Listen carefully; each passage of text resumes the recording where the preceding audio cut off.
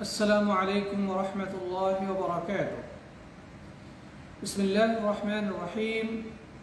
الحمد لله رب العالمين، والصلاة والسلام على سيد المرسلين نبينا محمد وعلى آله وصحبه ومن اهتدى بهداه إلى يوم الدين. أما بعد. যাবতীয় প্রশংসা, গুণগান, হামদ এবং তারিফ সেই মহান রাজাধিরাজ আল্লাহ রাব্বুল আলামিনের শাহী দরবারে পেশ করছি, যিনি আজকে আমাদেরকে অনলাইন ভিত্তিক ইসলামী শরিয়া কোর্সের আজকের এই সিরাতুন নবী তথা প্রিয় নবী সাল্লাল্লাহু আলাইহি ওয়াসাল্লামের জীবনীমূলক ক্লাসে উপস্থিত হওয়ার সুযোগ করে দিয়েছেন। এই জন্যে আমরা সকলেই সেই মহান রাজাধিরাজ, মহান সত্তা আল্লাহ সুবহানাহু ওয়া তাআলার শাহী দরবারে হৃদয়ের সবটুকু তাজিম মিশিয়ে কালিমাতুশ শুকর তথা কৃতজ্ঞতা বাণী উচ্চারণ করি। আমরা সকলেই পড়ি আলহামদুলিল্লাহ। অতঃপর সালাত, সালাম এবং অবারিত শান্তির ধারা বর্ষিত হোক সর্বযুগের সর্বশ্রেষ্ঠ মহামানব আল্লাহ রাব্বুল ইজ্জত ওয়াল জালাল, যাকে বিশ্ব মানবতার এক ভয়ানক ক্রান্তি লগ্নে মানুষকে সত্যের পথ দেখানোর জন্যে, ধ্বংসের হাত থেকে রক্ষা করার জন্যে এই ধরাধামের বুকে প্রেরণ করেছিলেন। আসুন আমরা সেই প্রিয় নবী, শ্রেষ্ঠ মানুষ, অনুসরণীয় আদর্শ ব্যক্তিত্ব এবং সবচেয়ে মানবতার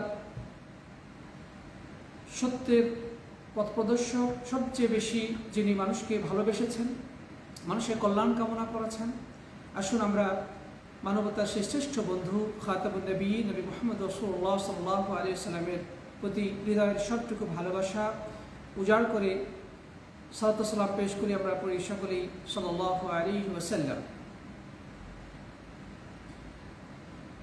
এই মুহূর্তে যারা আমাদের সাথে লাইভে যুক্ত হয়েছেন তাদের সবাইকে আমি জানাচ্ছি অনেক অনেক প্রীতি, শুভেচ্ছা এবং আন্তরিক মোবারকবাদ। সে সাথে রব্বুল আলামিনের কাছে দোয়া করছি তিনি যেন আমাদেরকে কোরআন এবং সুন্নাহ ভিত্তিক বিশুদ্ধ কথাবার্তাগুলো জানার, মানার এবং প্রচার করার সুযোগ করে দেন, তৌফিক দান করেন। আমরা সকলে পড়ি আল্লাহুম্মা আমিন। প্রিয় উপস্থিতির সাথী বন্ধুগণ, আলহামদুলিল্লাহ, আজকে আমরা রাসূল করিম সাল্লাল্লাহু আলাইহি ওয়াসাল্লামের জীবনের মূল আলোচনায় প্রবৃত্ত হব। আল্লাহ যদি তৌফিক দান করেন। ইতিপূর্বে আমরা আরবিতে সিরাত শব্দের শাব্দিক অর্থ কি, ইসলামী পরিভাষায় সিরাত বলতে কি বোঝানো হয় এবং সিরাত আমরা কেন পড়ব, সিরাত পড়ার গুরুত্ব কতটুকু, এ বিষয়ে আলোচনা করেছি। তারপরে নবী আকরাম সাল্লাল্লাহু আলাইহি ওয়াসাল্লাম এই দুনিয়ার বুকে আগমনের পূর্বে জাজিরাতুল আরব তথা আরব উপদ্বীপের কি করুণ অবস্থা ছিল সে সম্পর্কে আমরা সংক্ষিপ্ত হলেও জেনেছি।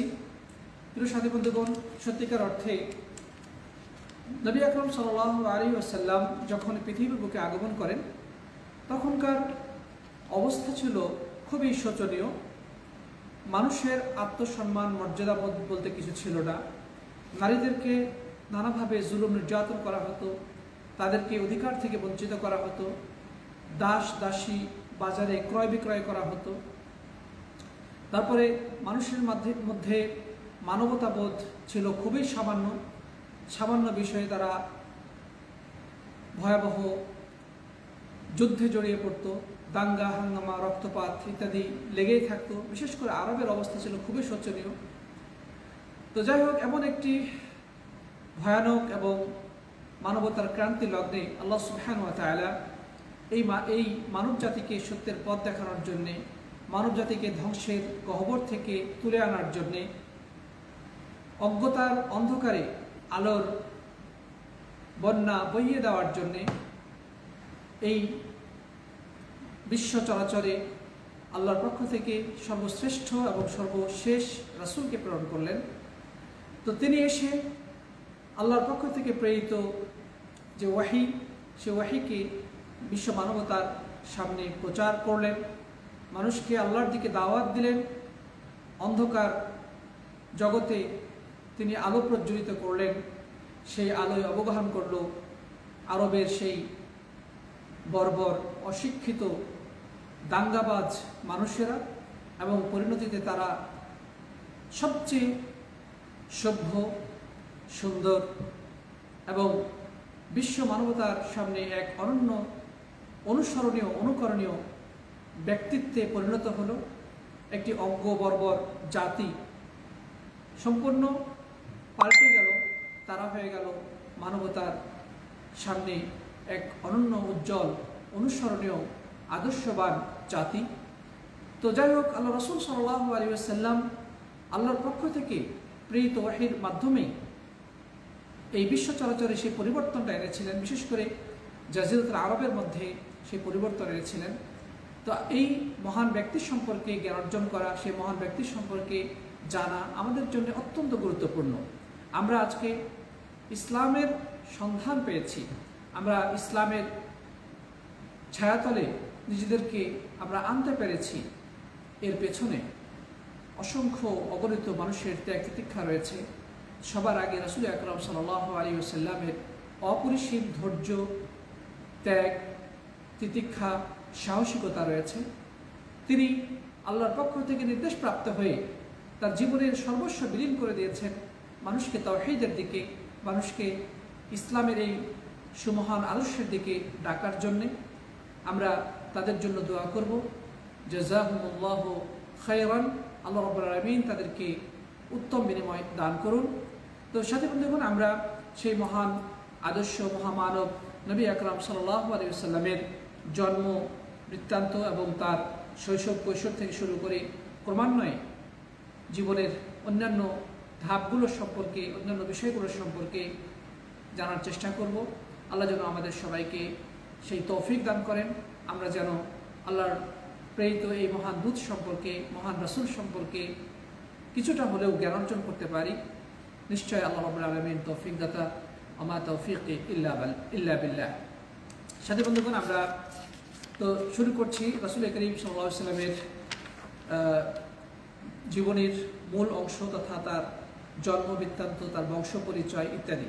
তার আগে আমি সবার কাছে অনুরোধ জানাবো, আপনারা দয়া করে আজকের এই লাইভটি আপনাদের বিভিন্ন পেজ বা গ্রুপে শেয়ার করে নিন, বা আপনাদের পরিচিত ফ্রেন্ডসদেরকে ইনভাইট করুন, যেন তারাও আমাদের এই ক্লাস থেকে উপকৃত হতে পারে। নিশ্চয়ই আল্লাহ সুবহানাহু ওয়া তাআলা আপনাদেরকে উত্তম বিনিময় দান করবেন। প্রিয় সাথী বন্ধুগণ, আমরা তাহলে নবী আকরাম সাল্লাল্লাহু আলাইহি ওয়াসাল্লাম সম্পর্কে জানার চেষ্টা করি। আমরা ইতিপূর্বে তাওহীদের ক্লাসে জেনেছি যে তিনটি বিষয় সম্পর্কে প্রত্যেক মানুষের জ্ঞান অর্জন করা অপরিহার্য।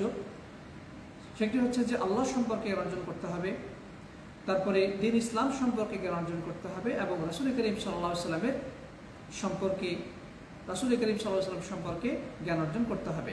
এবং এই তিনটি বিষয়ে আল্লাহ রাব্বুল আলামিন প্রত্যেকটি মানুষকে কবরের মধ্যে প্রশ্ন করবেন। তো আমরা কবরের সেই প্রশ্নের সম্মুখীন হওয়ার পূর্বেই আমরা এই দুনিয়াতে যতদিন পর্যন্ত বেঁচে আছি, আমাদের হৃদয়ে যতক্ষণ পর্যন্ত আমাদের শরীরে প্রাণের স্পন্দন রয়েছে, ততদিন পর্যন্ত জ্ঞান অর্জনের সময়। আমরা যখন জ্ঞান অর্জন করে দ্বীন ইসলামকে আমাদের জীবনে বাস্তবায়ন ঘটাবো, আল্লাহ রাব্বুল আলামিনের সম্পর্কে জেনে তার হুকুম আহকামগুলো পালন করব, রাসূল করিম সাল্লাল্লাহু আলাইহি ওয়াসাল্লাম সম্পর্কে জ্ঞান অর্জন করে তার আদর্শকে আমাদের বাস্তব জীবনে প্রতিফলন ঘটাবো, তখনই আমরা দুনিয়া থেকে বিদায় নেওয়ার পরে কবরের সেই তিনটি প্রশ্নের উত্তর দিতে সক্ষম হব আল্লাহ রাব্বুল আলামিন এর সাহায্যে। আর আমরা যদি বাস্তব জীবনে আল্লাহ রাব্বুল আলামিনের হুকুম আহকামকে অনুসরণ অনুকরণ না করি, আমরা যদি রাসূল করিম সাল্লাল্লাহু আলাইহি ওয়াসাল্লামের ভালোবাসা হৃদয়ে জায়গা দিতে না পারি, তার সুন্নাহকে, তার আদর্শকে বুকে ধারণ করতে না পারি এবং আমাদের বাস্তব জীবনে প্রতিফলিত করতে না পারি, দ্বীন ইসলাম যদি আমাদের জীবন আদর্শ না হয়ে থাকে, তবে শুধু জ্ঞান অর্জন করাই যথেষ্ট নয়। আমরা যতই জ্ঞান অর্জন করি, কবরের মধ্যে সেই প্রশ্নের উত্তর দিতে আমরা ব্যর্থ হব। তাই অবশ্যই আমাদেরকে আল্লাহ রাব্বুল আলামিন সম্পর্কে, আল্লাহ রাব্বুল আলামিন তাওহীদ সম্পর্কে, আল্লাহর হুকুম আহকাম, আল্লাহ তাআলা কিসে খুশি হন, কিসে নারাজ হন, সে সম্পর্কে জ্ঞান অর্জন করতে হবে। এটার জন্য তাওহীদের যে সিলেবাস রয়েছে, তাওহীদের যে বিষয় রয়েছে, সেই বিষয়ে আমাদেরকে জ্ঞান অর্জন করা অবশ্যই আমাদের জন্য জরুরি। তারপরে দ্বীন ইসলাম সম্পর্কে জানার বিভিন্ন যেমন ফিকহার যে সমস্ত বিধিবিধানগুলো রয়েছে, হালাল হারাম, জায়েজ না জায়েজ, সুন্নাত মুস্তাহাব ইত্যাদি বিষয় সম্পর্কে আমাদেরকে জানতে হবে। এই জন্যে ফিকহার যে নির্দিষ্ট সিলেবাস রয়েছে বা ফিকার সম্পৃক্ত যে সমস্ত বই পুস্তক রয়েছে সেগুলো পড়াশোনা করতে হবে।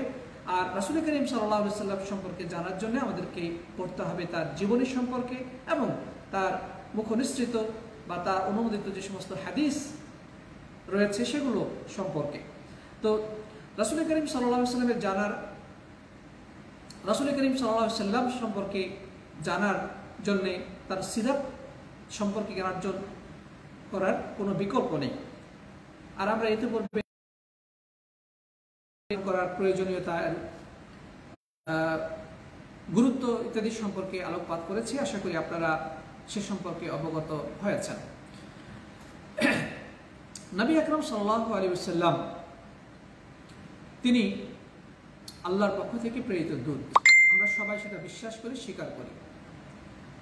সেই নবী সাল্লাল্লাহু আলাইহি ওয়াসাল্লাম এর নাম এবং বংশ পরিচয় ইত্যাদি সম্পর্কে আমাদের খুব জ্ঞান কমই রয়েছে। আমরা হয়তো বা খুবই সামান্য কিছু জানি। এই জন্য আপনাদের কাছে অনুরোধ জানাবো, আপনারা রাসূল করিম সাল্লাল্লাহু আলাইহি ওয়াসাল্লামের জীবনী সংক্রান্ত যে সমস্ত মূল্যবান লিখনী রয়েছে সেগুলো পড়বেন। বিশেষ করে রাহিকুল মাখতুম গ্রন্থটি আমি এর আগে উল্লেখ করেছি, আপনারা সেটা ক্রয় করে পড়ার চেষ্টা করবেন অথবা অনলাইন PDF সংগ্রহ করে, অনলাইন থেকে সংগ্রহ করে আপনারা পড়ার চেষ্টা করবেন। তো আমাদের নবীর নাম হচ্ছে মুহাম্মদ সাল্লাল্লাহু আলাইহি ওয়াসাল্লাম, তার আরেকটি নাম হচ্ছে আহমদ। আল্লাহ সুবহানাহু ওয়া তাআলা এই আহমদ নামটি কোরআনে কারীমের মধ্যে উল্লেখ করেছেন। সূরা সফের মধ্যে আল্লাহ সুবহানাহু ওয়া তাআলা আহমদ নামটি উল্লেখ করে বলেছেন, ওয়ায়াতি মিন বা'দ ইসমুহু আহমদ।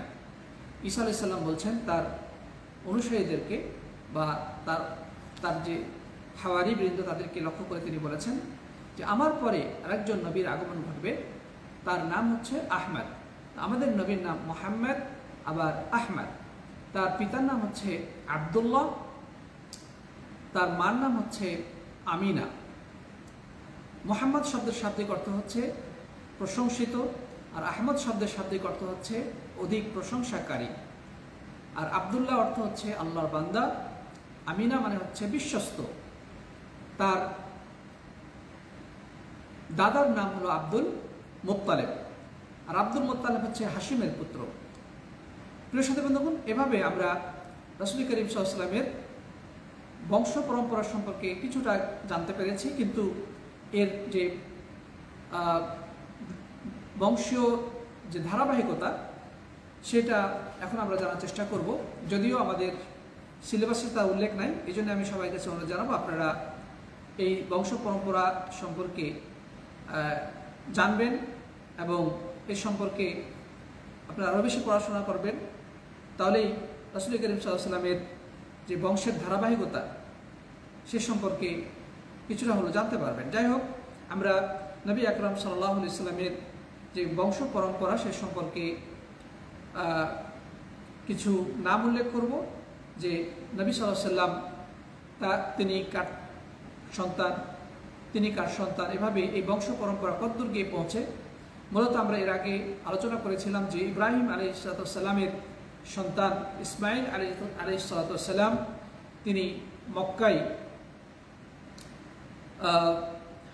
তিনি মক্কায় বিবাহ শাদী করার পরে তার স্ত্রীদের ভিতর থেকে বেশ কিছু সন্তান দুনিয়ার বুকে আসে এবং তাদের সন্তানদের থেকেই বিভিন্ন গোত্রের সূচনা হয় এবং নবী আকরাম সাল্লাল্লাহু আলাইহি ওয়াসাল্লাম সেই গোত্রের একটি গোত্র থেকেই আগমন করেছেন, যার কারণে নবী সাল্লাল্লাহু আলাইহি ওয়াসাল্লামের বংশ পরম্পরা ইসমাইল আলাইহিস সালাম পর্যন্ত গিয়ে উপনীত হয়েছে। তো আসুন আমরা দেখি রাসূল করিম সাল্লাল্লাহু আলাইহি ওয়াসাল্লামের বংশ পরম্পরা কিভাবে বর্ণিত হয়েছে।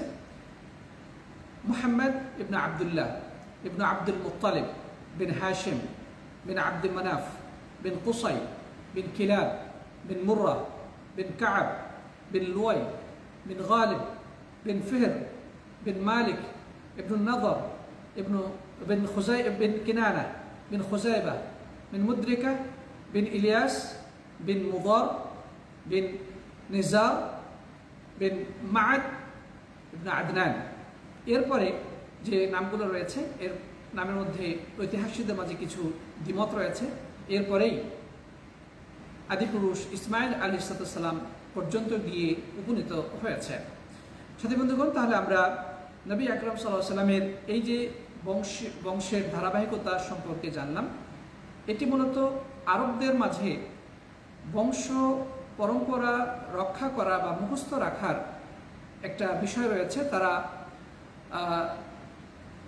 তাদের বংশীয় ধারাবাহিকতাকে তারা গুরুত্বের সাথে সংরক্ষণ করে থাকে।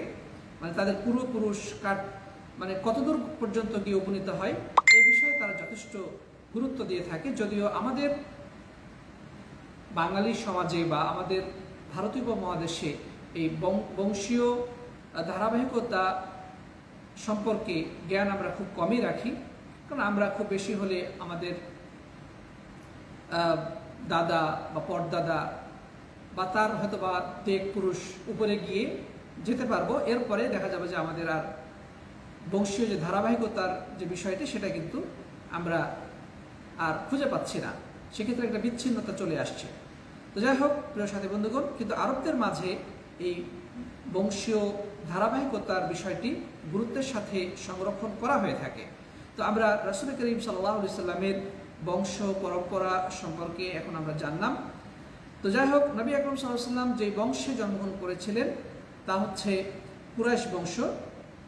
আর কুরাইশ হচ্ছে আরবদের শ্রেষ্ঠ কবিলা বা বংশ, যেটা আমরা ইতিপূর্বে আলোচনা করেছিলাম যে যেহেতু কুরাইশরা প্রধানত মক্কায় অবস্থান করতেন আর তাদের দায়িত্বটা ছিল মূলত কাবা ঘর সংরক্ষণ করা, কাবা ঘরের যত্ন নেওয়া এবং হাজিদেরকে বিভিন্নভাবে সাহায্য সহযোগিতা করা, তাদেরকে খানা খাওয়ানো, পানি খাওয়ার ব্যবস্থা করা।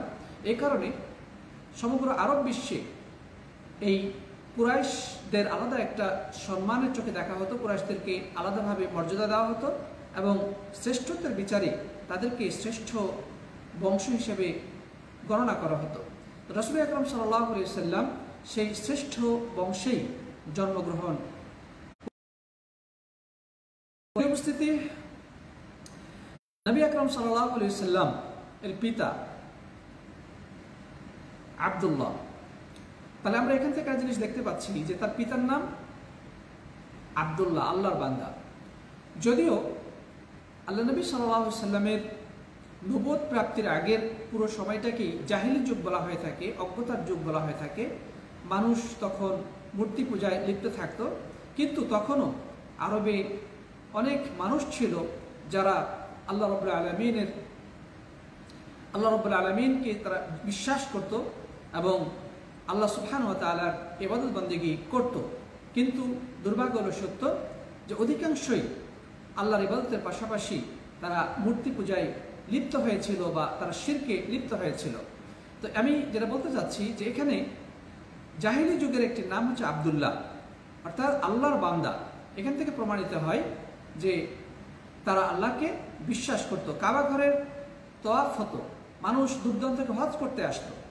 আরবে যা এই মূর্তি পূজার ব্যাপক সয়লাব থাকার সত্ত্বেও আমরা দেখতে পাই যে আরবে মানুষ মক্কায় এসে হজ করত এবং কাবা ঘরকে অত্যন্ত সম্মানের চোখে দেখত এবং কাবা ঘরে যারা রক্ষণাবেক্ষণ বা সংরক্ষণ বা এটার দেখভালের দায়িত্বে ছিল তাদেরকে খুবই সম্মান দিত।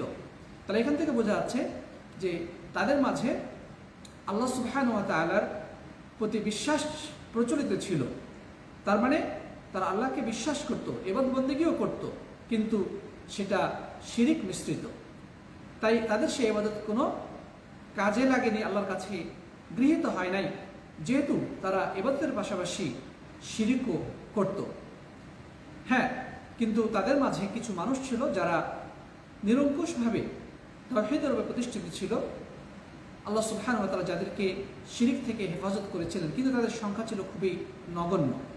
তাদের মধ্যে অন্যতম হচ্ছে যেমন ওয়ারাকা ইবনে নওফল, এছাড়া আরও কিছু নাম রয়েছে। তো যাই হোক, যাদেরকে হুনাফা বলা হতো, কিন্তু তাদের সংখ্যাটা ছিল খুবই কম। তো এই কথা দ্বারা উদ্দেশ্য হলো যে জাহিলি যুগে আল্লাহ সুবহানাহু ওয়া তাআলার ইবাদত বন্দেগী করা হতো, কাবা ঘরের প্রতি তাদের সম্মান বজায় ছিল, কাবা ঘরে এসে তওয়াফ করতো, তারা হজ করত, হাজিদের তারা সাহায্য সহযোগিতা করতো, হাজিদেরকে তারা ছাতু খাওয়াতো, হাজিদেরকে পানির ব্যবস্থা করতো, নানাভাবে তাদেরকে সম্মান দেখানো হতো। কিন্তু তারা যেহেতু মূর্তি পূজায় বিশ্বাসী ছিল, এই কারণে তাদের এই ইবাদত আল্লাহর কাছে কোনোই মূল্যায়ন পায়নি। সুতরাং আমাদেরকে বুঝতে হবে যে শুধু আব্দুল্লাহর নাম রাখার মাধ্যমেই মুক্তি পাওয়ার সম্ভাবনা নেই। মুসলিম নামের সাথে নামকরণ, মুসলিম নামের মতো নাম থাকলেই এর দ্বারা নিজেকে মুসলিম বলা যাবে না, যতক্ষণ পর্যন্ত শিরিক মুক্তভাবে ইবাদত বন্দেগী না করা হবে। ইবাদত করলেই শুধু হবে না, সেই ইবাদতের মধ্যে যেন শিরিকের সংস্পর্শ না থাকে তা নিশ্চিত করতে হবে। দুর্ভাগ্যের সত্য, বর্তমানে অনেক মুসলিম রয়েছে যারা নিজেদেরকে মুসলিম বলে দাবি করে, নামগুলো তাদের মুসলিম নামের মতোই। তারা হয়তো মসজিদে এসে নামাজও পড়ে, কোরআন কারিমে তেলাওয়াত করে এবং ইসলামের বিভিন্ন কার্যক্রমে তারা জড়িত, কিন্তু দুর্ভাগ্যের সত্য এরা মাজার পূজায় লিপ্ত, তারা শিরকের বিভিন্ন কর্মকাণ্ডে লিপ্ত। মনে রাখতে হবে যে কেউ যদি জেনে বুঝে শিরিক করে তাহলে তার সমস্ত আমল আল্লাহর কাছে পরিত্যক্ত হিসেবে গণ্য হবে। আল্লাহ রাব্বুল আলামিন তা ছুঁড়ে ফেলবেন, একটি কানাকড়ির সমানও তার মূল্য থাকবে না। লা ইন আশরাকতা লা ইয়াহবাতান্না আমালুক। আল্লাহ রাব্বুল আলামিন নবীকে উদ্দেশ্য করে বলছেন যে তুমি যদি শিরিক করো তাহলে তোমার সমস্ত আমলকে বরবাদ করে দেওয়া হবে। তো সাথী বন্ধুগণ, আমরা জানতে পারলাম যে নবী আকরাম সাল্লাল্লাহু আলাইহি সাল্লামের পিতার নাম ছিল আব্দুল্লাহ বা আল্লাহর বান্দা। তিনি বিয়ে করেছেন কোথায়? নবী আকরাম সাল্লাল্লাহু আলাইহি সাল্লাম এর পিতা আব্দুল্লাহ বিয়ে করেছেন মদিনায়। ওয়াহাবের কন্যা আমিনা, তাকে তিনি বিয়ে করেছেন। আমিনা শব্দের অর্থ হচ্ছে বিশ্বস্ত। তাহলে আমরা কি জানতে পারলাম? নবী আকরাম সাল্লাল্লাহু আলাইহি সাল্লামের দাদার অবস্থান হলো মক্কায়, মানে নবী সাল্লাল্লাহু আলাইহি সাল্লামের দাদা এবং চাচাদের অবস্থান হচ্ছে মক্কা নগরীতে, আর তার নানা এবং মামাদের অবস্থান কোথায়? মদিনায়।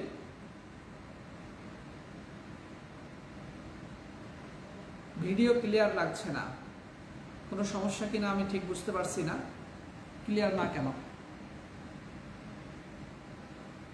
আমার আওয়াজ শুনতে কোনো সমস্যা হচ্ছে কিনা বা ভিডিও দেখতে কোনো অসুবিধা হচ্ছে কিনা দয়া করে আপনার কমেন্টে জানাতে পারেন। আমার এখানে তো কোনো সমস্যা আমি অনুভব করতে পারতেছি না। আচ্ছা, যাই হোক, তাহলে নবী আকরাম সাল্লাল্লাহু আলাইহি ওয়াসাল্লামের জন্ম এবং তার পিতামহ, দাদা এবং চাচাদের অবস্থান হতেছে মক্কা নগরীতে, আর তার নানা গোষ্ঠী এবং মামাদের অবস্থান হচ্ছে মদিনায়। সুতরাং মক্কা এবং মদিনা আরবের, মক্কা এবং মদিনা তৎকালীন আরব শুধু নয়, বরং যুগ যুগান্তর ধরেই শ্রেষ্ঠ শহরের অন্তর্ভুক্ত। আর এই দুটি শহরই নবী আকরাম সাল্লাল্লাহু আলাইহি ওয়াসাল্লামের সংস্পর্শ দ্বারা ধন্য, যেখানে প্রিয় নবী সাল্লাল্লাহু আলাইহি ওয়াসাল্লামের জন্ম, যেখানে আল্লাহ রাব্বুল আলামিনের পক্ষ থেকে সর্বশ্রেষ্ঠ গৃহ কাবা রয়েছে, এবং আরেকটি হচ্ছে মদিনা, যেখানে নবী আকরাম সাল্লাল্লাহু আলাইহি ওয়াসাল্লামের নানার বংশ, সেখানে তার মামারা রয়েছে, এবং নবী সাল্লাল্লাহু আলাইহি ওয়াসাল্লামের নিজ হাতে নির্মিত মসজিদে নববী রয়েছে, এবং সেখানেই তার সমাধি তথা কবর রয়েছে। তাই সুতরাং সার্বিক বিবেচনায় এই দুইটি শহর অনন্য বৈশিষ্ট্যের অধিকারী। প্রিয় বন্ধুগণ, আমরা তাহলে নবী আকরাম সাল্লাল্লাহু আলাইহি ওয়াসাল্লামের দাদা এবং নানাদের সম্পর্কে জানতে পারলাম যে নবী আকরাম সাল্লাল্লাহু আলাইহি ওয়াসাল্লামের এই দুইটি শহরেই যার চাচারা এবং মামারা অবস্থান করেন, তার দাদা এবং নানাদের অবস্থান রয়েছে, এবং বর্তমানে এই দুইটি শহর মুসলিমদের কাছে সবচেয়ে প্রিয় শহর, কারণ রাসূল করিম সাল্লাল্লাহু আলাইহি ওয়াসাল্লামের প্রতি এক অগাধ ভালোবাসা এবং বিশেষ করে কাবা ঘরের অবস্থান মুসলিমদের হৃদয়ে মক্কার মর্যাদাকে অনন্য স্থানে উপনীত করেছে। যাই হোক, নবী আকরাম সাল্লাল্লাহু আলাইহি ওয়াসাল্লাম যখন দুনিয়ার বুকে আগমন করেন তখনকার পরিস্থিতি কী ছিল?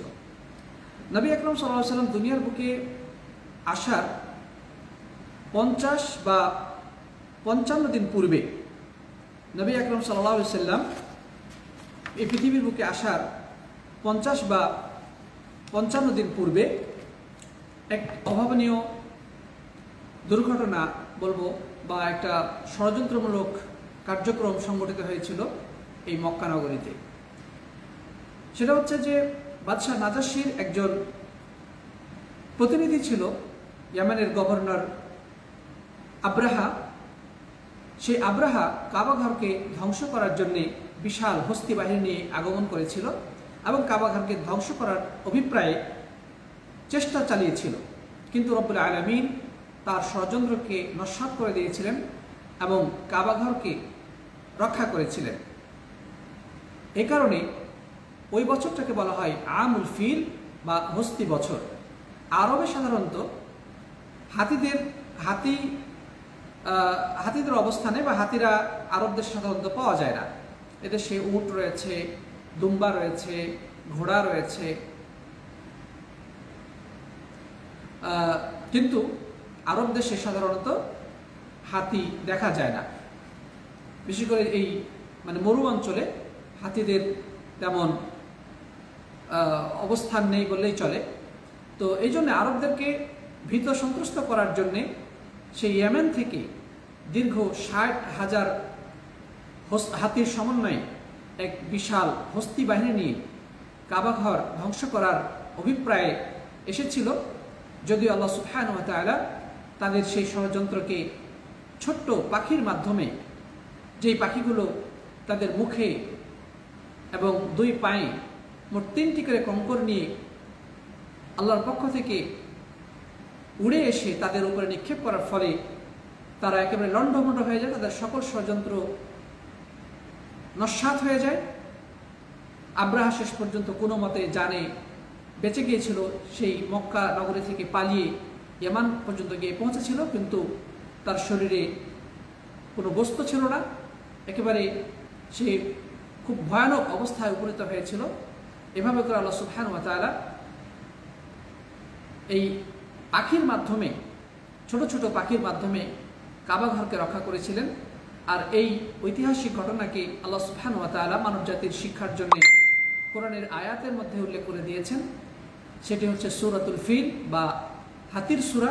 সেই সূরার মধ্যে আল্লাহ সুবহানাহু ওয়া তাআলা বলছেন, আলাম তারা কাইফা ফাআলা রাব্বুকা বিআসহাবিল ফিল, যে আপনি কি দেখেননি আপনার প্রতিপালক হাতিওয়ালাদের সাথে কেমন আচরণ করেছিলেন।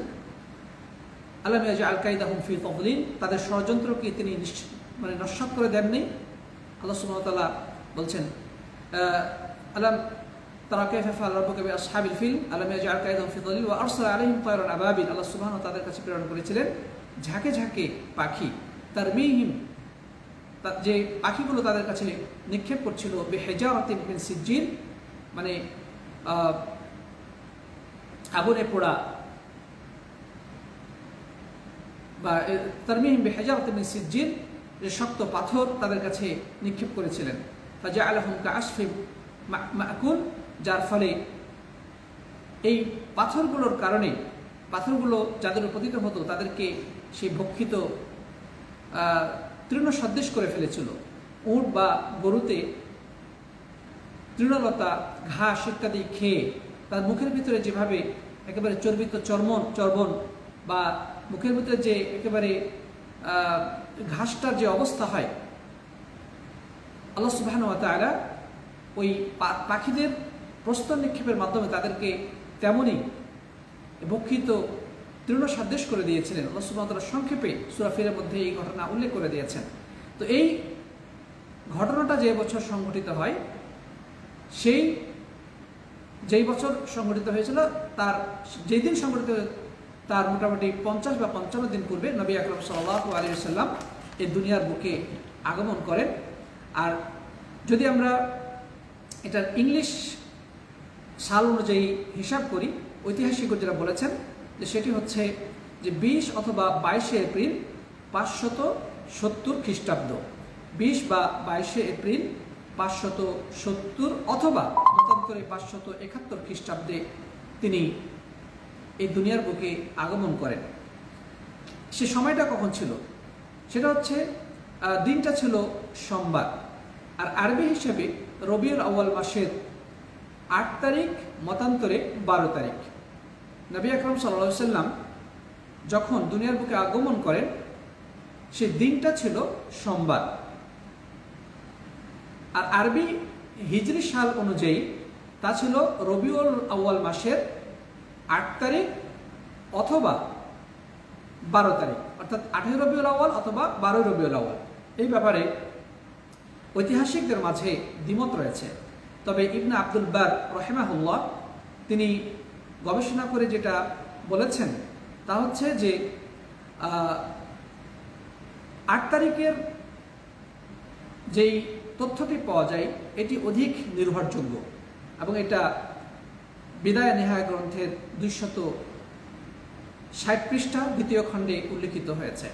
ইবনে আব্দুল বার রাহিমাহুল্লাহর এই মতামতটি ইবনে কাসির রাহিমাহুল্লাহ উল্লেখ করেছেন। তার মানে রবিউল আউয়াল মাসের 8 তারিখে তার জন্ম সনদের বিচারে এবং গবেষণায় প্রমাণের আলোকে এটি অধিক বিশুদ্ধ বলে জানা যায়।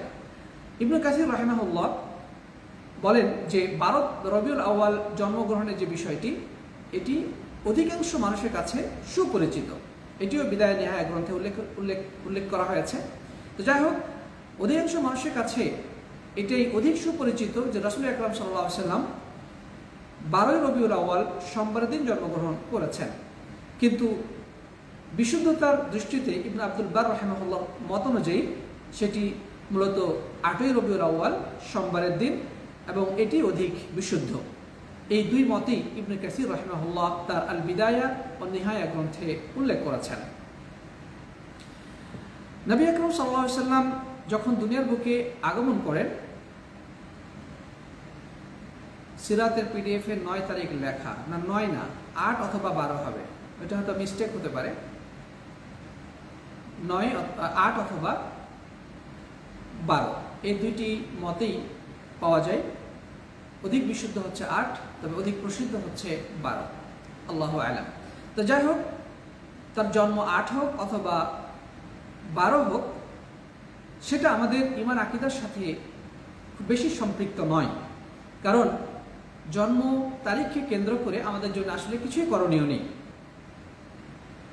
নবী আকরাম সাল্লাল্লাহু আলাইহি ওয়াসাল্লামের জন্ম যেদিনই হোক না কেন, আমাদের যেটা করণীয় সেটা হচ্ছে তার আদর্শ। ইসলামের জন্ম যেদিনই হোক না কেন আমাদের কর্তব্য রাসূল করিম সাল্লাল্লাহু আলাইহি ওয়াসাল্লামের সুন্নাহকে অনুসরণ করা, তার আদর্শকে আমাদের বাস্তব জীবনে প্রতিফলিত করা। সুতরাং তার জন্ম নিয়ে আমাদের খুব বাড়াবাড়ি করার কোনো সুযোগ নেই। যারা 12 রবিউল আউয়াল মাসে বা 12 আউয়াল তারিখে ঈদে মিলাদুন নবী উদযাপন করে, তাদের জন্য আফসোস করা ছাড়া কিছু নেই, কারণ তারা নিজেরাই এই মতবাদ তৈরি করে শরীয়তের মধ্যে এটা প্রবেশ করিয়ে দিয়েছে।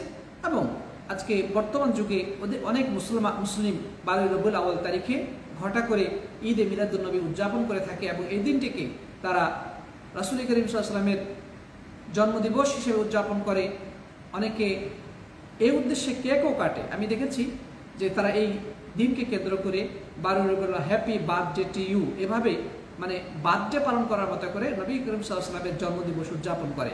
এই দিনটিকে তারা শ্রেষ্ঠ ঈদ হিসেবে তারা উদযাপন করে থাকে। এগুলো সবই বিদআতি কার্যক্রম। নবী আকরাম সাল্লাল্লাহু আলাইহি ওয়াসাল্লাম জিন্দেগিতে কখনোই তার নিজের জন্মদিবস উদযাপন করেননি, সাহাবা কেরাম কখনোই করেননি। তবে তিনি প্রতি সপ্তাহে রোজা থাকতেন, প্রত্যেক সোমবার এবং বৃহস্পতিবার, এই 2 দিন।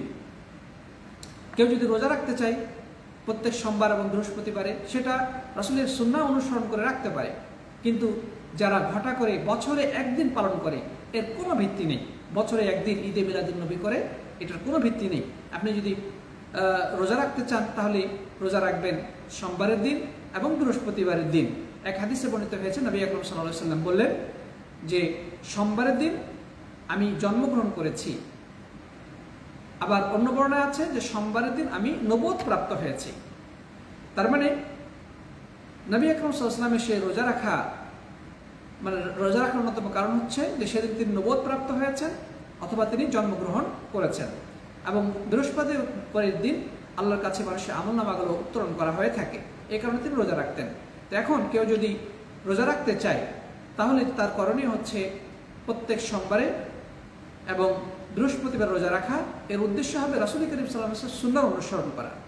তাই জন্মদিবস পালন করার উদ্দেশ্য থাকবে না, বরং উদ্দেশ্য থাকবে নবী আকরাম সাল্লাল্লাহু আলাইহি ওয়াসাল্লাম রেখেছেন সেই কারণে রোজা রাখা। সাথী বন্ধুগণ, আমরা সামনে অগ্রসর হই। তো নবী আকরাম সাল্লাল্লাহু আলাইহি ওয়াসাল্লাম যখন এই পৃথিবীর বুকে আগমন করেন, তো সে সময় কিছু বিস্ময়কর ঘটনা ঘটেছিল। যেমন তার মা আমিনা বলেন যে তার জন্মের সময় মনে হলো যে একটি আলোক রশ্মি বিচ্ছুরিত হলো। মানে যেদিন আল্লাহ নবী সাল্লাল্লাহু আলাইহি ওয়াসাল্লাম তার মায়ের গর্ভ থেকে দুনিয়ার বুকে পদার্পণ করলেন, তিনি বলছেন, তার মা বলছেন যে যেন মনে হচ্ছে যেন একটা আলোর বিচ্ছুরণ দেখা গেল, আলোক রশ্মি দেখা গেল, যে আলোক রশ্মির ফলে সিরিয়ার রাজপ্রাসাদসমূহ যেন আলোকিত হয়ে উঠল। প্রিয় বন্ধুগণ, এই হাদিসটি ইবনে সাদ তবাকাতে কুবরায় বর্ণিত হয়েছে এবং ইমাম আলবানী রাহিমাহুল্লাহ এটিকে সহিহ বলেছেন। আর আবি উমামাহ আল-বাহিলি রাদিয়াল্লাহু তাআলা আনহু قال قال رسول الله صلى الله عليه وسلم رأت أمي كأنه خرج منها نور أضاءت منه قصور الشام। যে আবু উমামা বাহিলি বলছেন যে রাসূল করিম সাল্লাল্লাহু আলাইহি ওয়াসাল্লাম বলেছেন যে আমার জন্মের সময় আমার মা দেখেছেন যেন একটি আলোক রশ্মি বের হচ্ছে যাতে শামের প্রাসাদসমূহ আলোকিত হয়ে উঠছে। এখানে যেন বলা হয়েছে, তার কাছে মনে হয়েছে। তো মোট কথা এটি একটি বিস্ময়কর বিষয়। আল্লাহ সুবহানাহু ওয়া তাআলা আল্লাহ নবী সাল্লাল্লাহু আলাইহি ওয়াসাল্লামের আগমনের মাধ্যমে মূলত জাহেলি অন্ধকারকে বিদূরিত করে সত্যের আলো প্রজ্বলিত করতে চেয়েছেন। আর সত্যি প্রিয় নবী সাল্লাল্লাহু আলাইহি ওয়াসাল্লামের আগমনের ফলে জাহেলি যুগের সকল জমাট বাঁধা অন্ধকার বিদূরিত হয়ে তাওহীদ এবং ঈমানের আলোয় আলোকিত হয়ে যায় তৎকালীন পুরো জাজিরাতুল আরব, এবং পরবর্তীতে সেই আলো ছড়িয়ে পড়ে সারা বিশ্বের দিক দিগন্তে। নবী আকরাম সাল্লাল্লাহু আলাইহি ওয়াসাল্লাম আরেকটি হাদিসের মধ্যে বলেছেন, যেটা বর্ণনা করেছেন আবু উবাদা ইবনে সামিত রাদিয়াল্লাহু তাআলা আনহু, তিনি বলছেন যে আনা দাওয়াত ইব্রাহিম ওয়া কানা আখিরু মান বাশশারা বিঈসা ইবনে মারইয়াম। তিনি বলছেন যে আমি ইব্রাহিম আলাইহিস সালামের দোয়ার ফল আর ঈসা বিন মারইয়াম যে সুসংবাদ দিয়ে গিয়েছিলেন তার মধ্যে আমি সর্বশেষ। অর্থাৎ ঈসা আলাইহিস সালাম তার উম্মতকে বা তার কওমকে এই সুসংবাদ দিয়েছিলেন যে একজন শেষ নবীর আবির্ভাব ঘটবে, যে কথাটি আমরা একটু আগে আলোচনা করেছি। সূরা সফের মধ্যে আল্লাহ তাআলা বলছেন যে ওয়ায়াতি মিন বা'দি ইসমুহু আহমদ, আমার পরে একজন নবীর আগমন ঘটবে, তার নাম হবে আহমদ। তাহলে আমাদের নবী মূলত ঈসা আলাইহিস সালামের সেই সুসংবাদের বাস্তবায়ন, যেটি নবী আকরাম সাল্লাল্লাহু আলাইহি ওয়াসাল্লাম নিজে বলেছেন। এই হাদিসটি বর্ণিত হয়েছে ইবনে আসাকিরের লেখা বায়ান ও তারিফ গ্রন্থে। শেখ আলবানী এটিকে সহিহ বলেছেন। সাথী বন্ধুগণ, তাহলে আমরা জানতে পারলাম প্রিয় নবী সাল্লাল্লাহু আলাইহি ওয়াসাল্লামের জন্ম তারিখ সম্পর্কে, তিনি কখন জন্মগ্রহণ করেছেন, এবং এই সম্পর্কে যে সংক্ষিপ্ত মতবিরোধ রয়েছে তার তারিখ সম্পর্কে, সেটা আমরা সংক্ষিপ্ত আকারে বুঝতে পারলাম। এ পর্যায়ে আমরা যে বিষয়টি জানবো সেটা হচ্ছে রাসূল আকরাম সাল্লাল্লাহু আলাইহি ওয়াসাল্লামের দুগ্ধপান, বা দুঃখিত, তার আগে আরেকটি বিষয় আমাদের জানা প্রয়োজন। সেটা হচ্ছে যে নবী আকরাম সাল্লাল্লাহু আলাইহি ওয়াসাল্লাম তিনি যখন দুনিয়ার বুকে আগমন করেন তার পূর্বেই তার পিতা এই দুনিয়া থেকে চিরবিদায় গ্রহণ করেছেন। নবী আকরাম সাল্লাল্লাহু আলাইহি ওয়াসাল্লাম যখন তার মাতৃগর্ভে অবস্থান করছিলেন, তাই তার প্রায় আনুমানিক 6 মাস পূর্বে তার পিতা আব্দুল্লাহ এই দুনিয়া থেকে বিদায় হয়ে যান। ঐতিহাসিকদের মতে এটাই প্রসিদ্ধ কথা যে নবী সাল্লাল্লাহু আলাইহি ওয়াসাল্লাম, নবী আকরাম সাল্লাল্লাহু আলাইহি ওয়াসাল্লাম জন্মগ্রহণের প্রায় 6 মাস পূর্বে তার পিতা মারা যান, অথবা সামান্য কিছু পরে, 6 মাস বা সামান্য কিছু পরে। তো আল্লাহ নবী সাল্লাল্লাহু আলাইহি ওয়াসাল্লাম তাহলে পিতৃহীন এতিম অবস্থায় দুনিয়ার বুকে আগমন করেছেন। তো যাই হোক, তার পিতা সিরিয়াতে ব্যবসা করার জন্য গিয়েছিলেন, কিন্তু সেখান থেকে ফিরে আসার পথে রোগাক্রান্ত হয়ে পড়েন এবং তিনি সেখানে মৃত্যুর কোলে ঢলে পড়েন। সুতরাং নবী আকরাম সাল্লাল্লাহু আলাইহি সাল্লাম মাতৃগর্ভে থাকা অবস্থায় এতিম হয়ে গেলেন। যাই হোক, তিনি যখন দুনিয়ার বুকে প্রথম আসেন, মানে জন্মগ্রহণের পরপরই মা আমিনা তার শ্বশুর রাসূল করিম সাল্লাল্লাহু আলাইহি ওয়াসাল্লামের দাদা আব্দুল মুত্তালিবের কাছে তার জন্মের সুসংবাদ দিয়ে প্রেরণ করলেন, মানুষ পাঠালেন। তাকে জানানো হলো যে তার পুত্র সন্তান জন্মগ্রহণ করেছেন।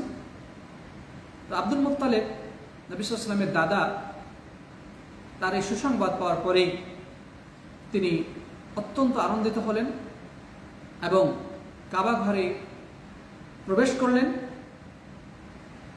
আল্লাহ সুবহানাহু ওয়া তাআলার শুকরিয়া আদায় করলেন। এরপরে তার একটি নাম নির্ধারণ করলেন, এমন একটি নাম যে নাম আরবের লোকেরা জানত না। আরবদের কাছে সম্পূর্ণ অপরিচিত একটি নাম তিনি নির্ধারণ করলেন তার এই নবজাতক নাতির জন্যে। সেই নামটি হলো মুহাম্মদ। শব্দের অর্থ হচ্ছে প্রশংসিত। এই নামটি আরবরা কখনোই শুনেনি, আরবদের মাঝে এই নামের কোনো প্রচলন ছিল না। এরপরে সপ্তম দিবসে তিনি তার এই প্রিয় নাতির খতনার ব্যবস্থা করেন, যেটি আরবদের মধ্যে আগে থেকেই প্রচলিত ছিল। ইসলাম আসার আগে থেকেই আরবদের মাঝে সন্তানদের সপ্তম দিনে খতনা দেওয়া প্রচলিত ছিল। এটি মোটামুটি অনেক আলেমের অভিমত। এই হাদিসের সনদ এর ব্যাপারে অনেকেই বলেছেন যে এটি অধিকতর বিশুদ্ধ। পক্ষান্তরে আরও কিছু বর্ণনা পাওয়া যায় যে নবী সাল্লাল্লাহু আলাইহি ওয়াসাল্লাম পরবর্তীতে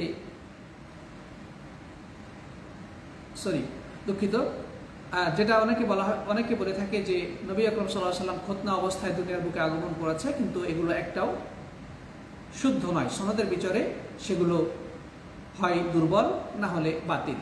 বরং সঠিক কথা হচ্ছে যে আরবদের মাঝে এটা প্রচলন ছিল যে সপ্তম দিনে মানে খতনা দেওয়া।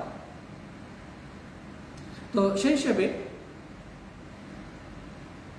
তার দাদা আব্দুল মুত্তালিব নবী আকরাম সাল্লাল্লাহু আলাইহি ওয়াসাল্লামের খতনা দেন এবং আকিকা দেওয়ার বিষয়টিও কোনো কোনো বর্ণনায় পাওয়া যায় যে নবী আকরাম সাল্লাল্লাহু আলাইহি ওয়াসাল্লামের আকিকাও দিয়েছিল তার দাদা আব্দুল মুত্তালিব। তবে অন্য বর্ণনায় রয়েছে রাসূল আকরাম সাল্লাল্লাহু আলাইহি ওয়াসাল্লাম নিজেই নিজের আকিকা দিয়েছিলেন। ইমাম আলবানী রাহিমাহুল্লাহ নিজেই নিজের আকিকা দিয়েছিলেন, এই মতটিকে তিনি বিশুদ্ধ বলেছেন।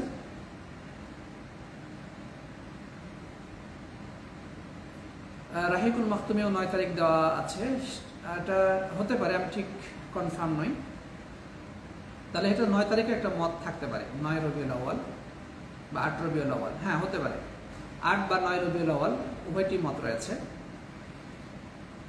তো যাই হোক, যেটা আমরা বলেছি যে ইবনে আব্দুল বার রাহিমাহুল্লাহ তিনি 8 তারিখের মতটাকে অধিক শক্তিশালী বলেছেন এবং ইমাম ইবনে কাসির রাহিমাহুল্লাহ আল বিদায়া ওয়ান নিহায়া গ্রন্থটিকে উল্লেখ করেছেন। তার মানে 8 অথবা 9 অথবা 12, এই 3 ধরনের মতই পাওয়া যায়।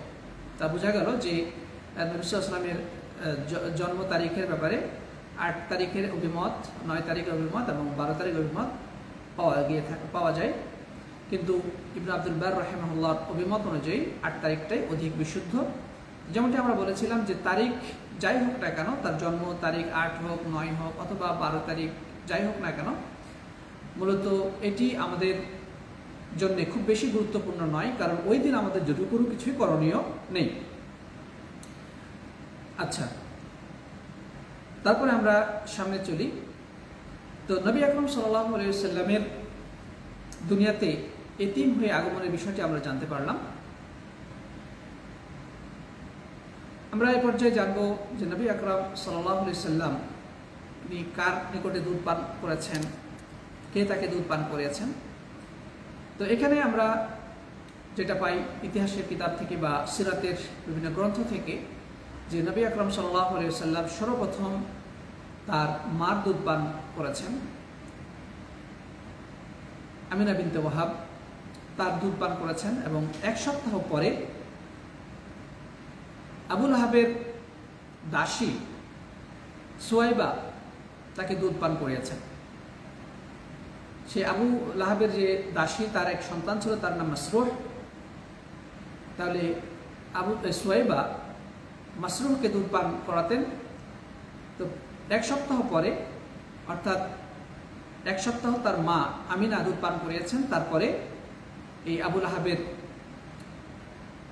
দাসী, আবু লাহাবকে রাসূল করিম সাল্লাল্লাহু আলাইহি ওয়াসাল্লামের চাচা, আপন চাচা, তার দাসী সুয়াইবা, সে তাকে দুধ পান করিয়েছে। এবং এই সুয়াইবা এর আগেও হামজা বিন আব্দুল মুত্তালিবকে দুধ পান করিয়েছে। এবং রাসূল করিম সাল্লাল্লাহু আলাইহি ওয়াসাল্লামের পরে, নবী সাল্লাল্লাহু আলাইহি ওয়াসাল্লামকে দুধ পান করানোর পরে আবু সালমা বিন আব্দুল আসাদ আল মাখজুমিকে দুধ পান করিয়েছেন।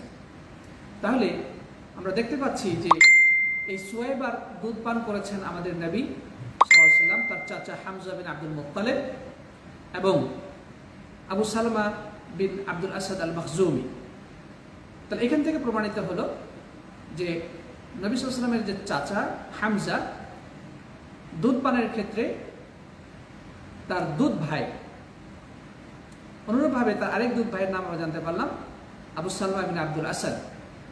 তাহলে এখান থেকে নবী সাল্লাল্লাহু আলাইহি ওয়াসাল্লামের আরেক দুধ ভাইয়ের নামটি আমরা জানতে পারলাম। যাই হোক,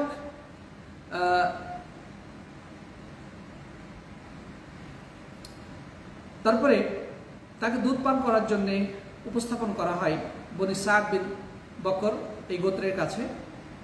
কিন্তু যেহেতু তিনি এতিম ছিলেন, তার পিতা ছিল না, যার কারণে তারা হয়তো আর্থিক সুযোগ সুবিধা কম পাবে বা বেতন কম পাবে, এই ভয়ে তারা তাকে দিতে রাজি হয় নাই। অবশেষে তায়েফ থেকে সন্তানদেরকে দুধ পালনের উদ্দেশ্যে খুঁজতে আসা সৌভাগ্যবতী রমণী হালিমা বিনতে আবু জুয়াইব এবং তার স্বামী হারিস ইবনে আব্দুল উজ্জা মক্কায় আসেন, এবং অবশেষে আল্লাহ রাসূল সাল্লাল্লাহু আলাইহি ওয়াসাল্লামকে দুধ পান করার জন্যে তারা নিতে সম্মত হয় এবং তাকে নিয়ে যায়। তারা তায়েফে নিয়ে যান এবং সেখানে তাকে দুধ পান করান এবং তাকে লালন পালন করতে থাকেন। এই সময় হালিমা বিনতে জুয়াইব এর আরও সন্তান ছিল। সে সন্তানরা কারা? সেটা হচ্ছে আব্দুল্লাহ ইবনুল হারিস, উনাইস ইবনুল হারিস এবং শাইমা। তার মানে এখানে নবী আকরাম সাল্লাল্লাহু আলাইহি ওয়াসাল্লামের আরও দুধ ভাই এবং দুধ বোনের সন্ধান পেলাম। যেহেতু হালিমার দুধ পান করেছে তার সন্তান, হালিমার দুধ পান করেছে তার নিজস্ব সন্তানেরা আব্দুল্লাহ ইবনুল হারিস, উনাইস ইবনুল হারিস এবং শাইমা। তো এখানে তার দুধ ভাই হচ্ছে আব্দুল্লাহ ইবনুল হারিস আর দুধ বোন হচ্ছে শাইমা এবং উনাইসা। প্রিয় সাথী বন্ধুগণ, তাহলে এভাবে রাসূল আকরাম সাল্লাল্লাহু আলাইহি ওয়াসাল্লাম একাধিক নারীর দুধ পান করেছেন। প্রথমে তার মা, তারপরে তার আপন চাচা আবু লাহাবের দাসী সুয়াইবা, তারপরে তায়েফের সৌভাগ্যবতী রমণী হালিমা বিনতে জুয়াইব, তারা দুধ পান করিয়েছেন। এবং আরেকটি বিষয় এখানে লক্ষণীয়, সেটা হচ্ছে যে এই সময় হালিমার কাছে আরেকজন রাসূল করিম সাল্লাল্লাহু আলাইহি ওয়াসাল্লামের চাচাতো ভাই ছিল, আবু সুফিয়ান ইবনে হারিস ইবনে আব্দুল মুত্তালিব। তাহলে এখানে আমরা দেখতে পাচ্ছি যে তার চাচাতো ভাই আবু সুফিয়ান আবু সুফিয়ান ইবনুল হারিস, তার দায়িত্বে ছিল হালিমা সাদিয়ার দায়িত্বে ছিল। যাই হোক, এভাবে করে তিনি একাধিক নারীর দুধ পান করেছেন এবং যারা দুধ পান করেছেন তারা নিশ্চয় সৌভাগ্যবতী। তো এভাবে তায়েফে নবী আকরাম সাল্লাল্লাহু আলাইহি সাল্লামকে প্রতিপালন করতে থাকলেন এবং কয়েক মাস পর পরেই হালিমা শিশু মুহাম্মদ সাল্লাল্লাহু আলাইহি সাল্লামকে তার মায়ের কাছে নিয়ে আসতেন দেখা করার জন্যে। তো যাই হোক, এভাবে 2 বছর অতিবাহিত হয়ে গেল। 2 বছর পরে যখন দুধ ছেড়ে দেওয়া হলো, দুধ ছাড়ার সময় হয়ে গেল। দুধ ছাড়ানোর পরে হালিমা চাইলেন যে এই শিশু তার কাছে আরো দীর্ঘ সময় থাক, কারণ ইতিমধ্যে প্রিয় নবী সাল্লাল্লাহু আলাইহি ওয়াসাল্লামের মধ্যে এমন কিছু বিষয় তিনি লক্ষ্য করেছেন যার কারণে তিনি আসলে বিস্মিত ছিলেন। তার পরিবার সকলেই মুগ্ধ হয়েছে, তাদের মাঝে বরকত পরিলক্ষিত হয়েছে, তাদের সম্পদে সমৃদ্ধি ঘটেছে, তাদের বকরিগুলো অধিক পরিমাণে দুধ দিয়েছে। এই কারণে প্রিয় নবী সাল্লাল্লাহু আলাইহি সাল্লামকে আরো বেশি সময় তাদের সান্নিধ্যে রাখার জন্যে তার মার অনুমতি সাপেক্ষে তাকে রাখার চেষ্টা করেছে। যে কয়েক মাস পর পর তার মার সাথে দেখা করার পরে আবার নিয়ে এসে পরবর্তী তার মাকে বুঝিয়ে আরো দীর্ঘ সময় রাখার ব্যবস্থা করেছেন এই হালিমা সাদিয়া। যাই হোক, তাহলে আমরা এখানে দেখতে পাচ্ছি যে নবী আকরাম সাল্লাল্লাহু আলাইহি ওয়াসাল্লাম শুধু দুধ পান করেন নাই, বরং আরো কয়েক বছর তার দুধমা হালিমার কাছে কাটিয়েছেন। যখন তার বয়স 4 বা 5 বছর, দ্বিমত রয়েছে ঐতিহাসিকদের মাঝে, যখন তার বয়স 4 বছর হলো বা 5 বছর হলো, তখন একটা ঘটনা ঘটলো, যে ঘটনাটা ইতিহাসে শাক্কুস সদর বা সিনা চাক নামে সুপরিচিত, যেটাকে বাংলা করলে হবে বক্ষ বিদীর্ণের ঘটনা।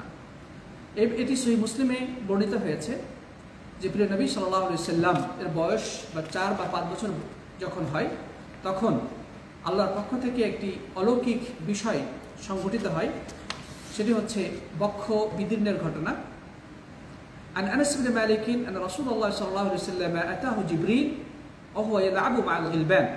হাদিসটি হলো প্রখ্যাত সাহাবী আনাস ইবনে মালিক রাদিয়াল্লাহু তাআলা বলছেন যে নবী আকরাম সাল্লাল্লাহু আলাইহি সাল্লাম শিশুকালে বাচ্চাদের সাথে খেলাধুলা করছিলেন। এই অবস্থায় আল্লাহর শ্রেষ্ঠ ফেরেশতা জিবরাইল আমিন, ওহীর দায়িত্বপ্রাপ্ত ফেরেশতা জিবরাইল আমিন দুনিয়ার বুকে আগমন করেন এবং নবী আকরাম সাল্লাল্লাহু আলাইহি সাল্লামের কাছে এসে তাকে ফেলে দেন, তাকে ধরে ফেলে দেন। ফাআখাযাহু ফাসারাহু, জিবরাইল নবী সাল্লাল্লাহু আলাইহি সাল্লামকে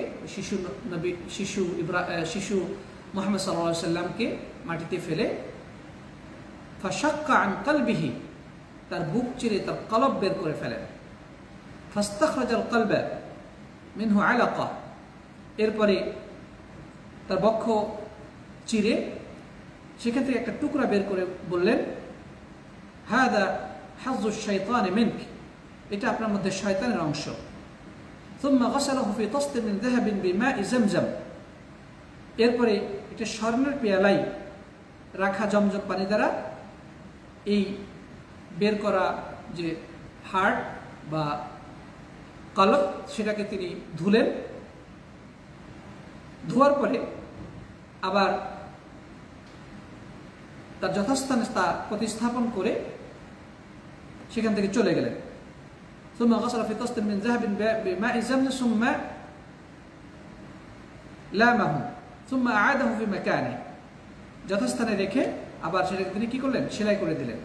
وجاء الغلمان يسعون إلى أمه يعني زئره فقالوا إن محمدا قد قتل, তেমন অবস্থায় শিশুরা দৌড়ে তার দুধমার কাছে গিয়ে বললেন যে মুহাম্মদ সাল্লাল্লাহু আলাইহি ওয়াসাল্লামকে কে বা কারা যেন মেরে ফেলেছে।